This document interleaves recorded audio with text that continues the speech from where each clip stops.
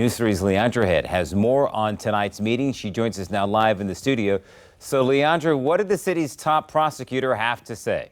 Well, Kurt, Norfolk's Commonwealth's attorney had a lot to say tonight, including his frustrations in trying to crack down on crime here in the city of Norfolk. He showed surveillance video of a deadly downtown Norfolk shooting in which he believes the shooter should have been found guilty of manslaughter.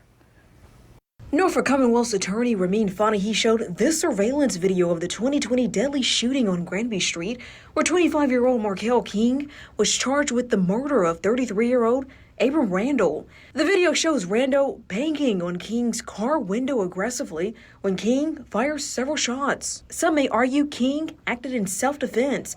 A jury found King not guilty. What you just saw is manslaughter all day and all night. The reason that this ultimately was manslaughter was because the driver had alternatives. He did not have to shoot that guy through the window. That was not necessary. That was the use of deadly force in response to non-deadly force. Homicides are up in Norfolk compared to previous years. Norfolk has seen 52 murders so far this year. In 2021, the city saw 61 murders.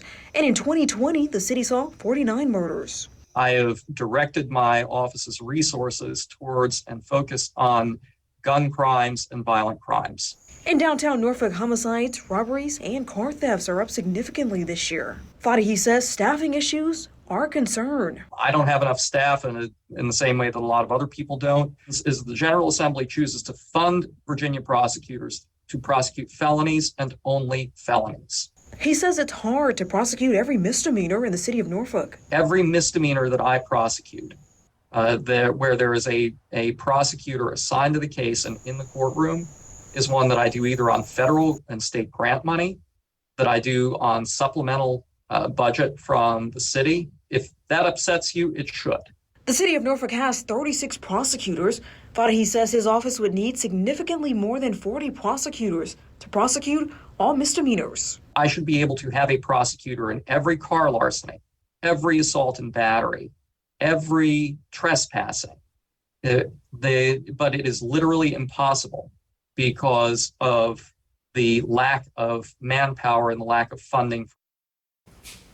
Norfolk Commonwealth's attorney says a change in the Virginia Code is needed for the state to provide funding to hire more prosecutors to handle misdemeanors. I'm Leandra Head, News 3. Leandra, thank you so much. A guilty verdict for a man charged with killing his ex-girlfriend and his ex-girlfriend's father.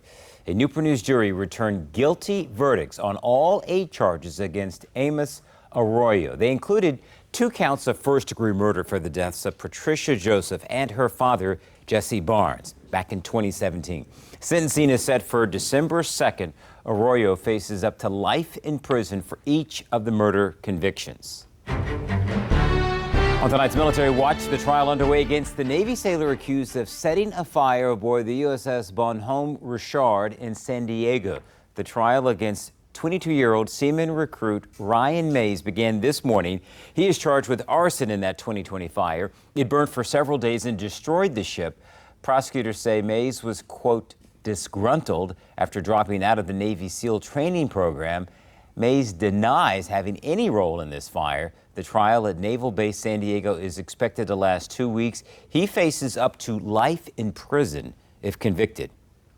Coming up, the world bidding a final farewell to Queen Elizabeth today. Historic moments as her coffin was lowered into the royal vault, plus a local tribute that is planned. And we just checked out the track of Fiona, but what kind of impacts could the storm have on us here at home? I'll let you know coming up along with my 7-day forecast next.